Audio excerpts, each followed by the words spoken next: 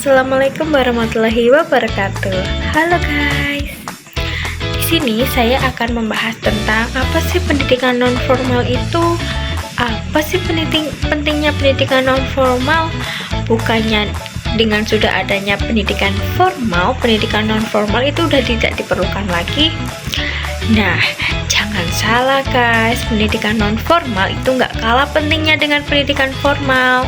Maka dari itu, saya mewawancarai seorang narasumber yang paham tentang apa sih pendidikan non formal itu dan pentingnya untuk kehidupan kita. Kebetulan, beliau ini adalah seorang guru bimbel yang dimana beliau ini dulu guru bimbel saya saat saya masih sekolah dasar atau SD. Yang dimana ilmunya sudah tidak diragukan lagi, pengalaman beliau yang sudah berkecimpung lama di dunia pendidikan non formal. Maka simak materi dan ilmu yang beliau sampaikan, yang beliau sharing kepada kita secara gratis, yang dimana pastinya akan membuka pandangan kita tentang pendidikan non formal. Let's go. Assalamualaikum warahmatullahi wabarakatuh. Di sini dengan saya Agnia Salmananta, mahasiswa program studi pendidikan luar sekolah dengan NIM 006 bersama dengan narasumber saya. Perkenalkan, nama saya Wiwin Antikasari, profesi sebagai guru les. Nah, di sini saya akan menanyai beberapa pertanyaan mengenai bagaimana sih menjadi pendidik non formal itu. Yang pertama, bisa diceritakan latar belakangnya, kayak kenapa dulu bisa memilih menjadi guru les? Sebenarnya dulu kan saya mulai ngelesi itu sejak SMA ya. Pertamanya saya sebenarnya diminta untuk ngajarin anak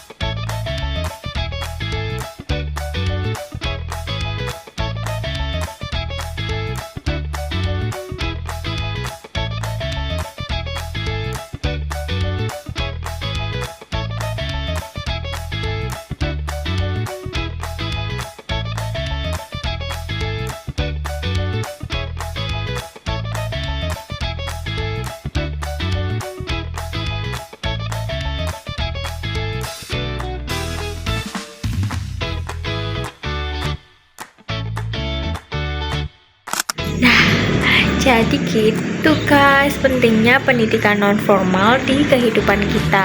Walaupun kita sudah menjalani pendidikan formal, tetapi pendidikan non formal ini tidak boleh ditinggalkan begitu saja. Misalnya, dengan kita yang hanya mendengarkan guru di sekolah berbeda dengan saat kita mengikuti bimbel yang dimana kita langsung bertatap muka dengan tutornya, yang dimana kita bisa mengeluarkan keluh kesah, mana yang tidak paham dan mana yang perlu dipelajari ulang tanpa merasa malu atau terdiskriminasi. Misalnya saat kita di kelas, kita juga kadang malu untuk mengungkapkan pendapat apa yang ingin kita sampaikan. Kita itu merasa malu pada teman-teman kita. Kita kayak gak pede karena didengar oleh teman-teman sekelas kita. Nah, berbeda dengan saat kita bimbel, di mana orang-orangnya itu nggak terlalu banyak dan juga ruang lingkupnya itu lebih kecil. Jadi kita bisa lebih percaya diri untuk mengungkapkan apa yang kita rasa dan apa yang memang belum kita paham. Nah, selain itu juga pendidikan non formal itu nggak hanya untuk orang yang tertinggal aja. Untuk orang pintar pun juga masih butuh pendidikan non formal. Jadi jangan anggap orang yang mengikuti pendidikan non formal itu adalah orang-orang yang butuh bantuan aja. Tetapi orang pintar pun juga masih pasti membutuhkan pendidikan non formal. Nah, oke guys, di sini saya izin mengulangi yang beliau sampaikan dikarenakan beliau terbatas waktu karena beliau memiliki 2 orang anak yang di bawah umur atau balita, yang dimana beliau itu repot. Jadi saya tidak mau mengganggu waktu beliau yang terlalu lama. Saya izin mengulangi apa yang beliau sampaikan supaya kalian lebih paham lagi tentang ilmu-ilmu yang beliau sampaikan. Ngomong-ngomong tentang beliau, ternyata beliau ini memulai karirnya sedari masih mahasiswa loh. Wah, keren ya. Kita sebagai sesama mahasiswa mendapatkan motivasi nih. Ternyata saat kita masih menjadi mahasiswa, kita itu sudah bisa menentukan karir kita untuk kedepannya seperti apa. Awalnya beliau ini saat mahasiswa hanya dimintai tolong untuk mengajari 1-2 anak saja.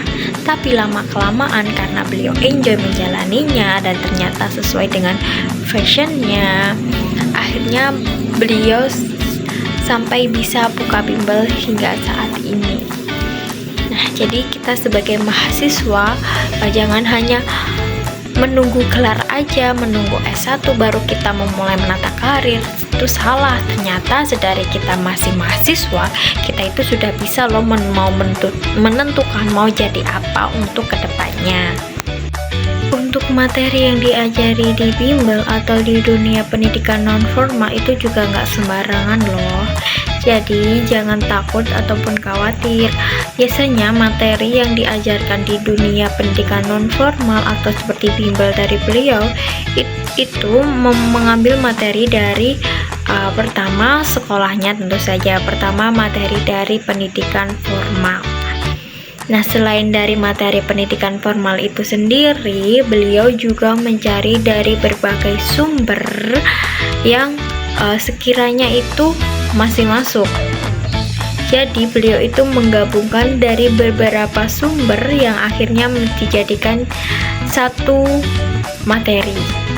Jadi tidak hanya asal-asalan, tidak hanya seenaknya sendiri. Jadi jangan kita menganggap bahwa materi yang diberikan di pendidikan non formal itu pasti asal-asalan.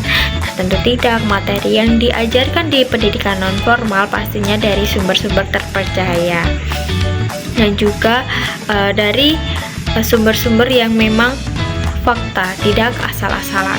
Banyak juga nih orang tua yang masih berpikir, Allah, anaknya itu sudah cukuplah sekolah di formal, nggak perlu lagi dengan tambahan sekolah di non formal.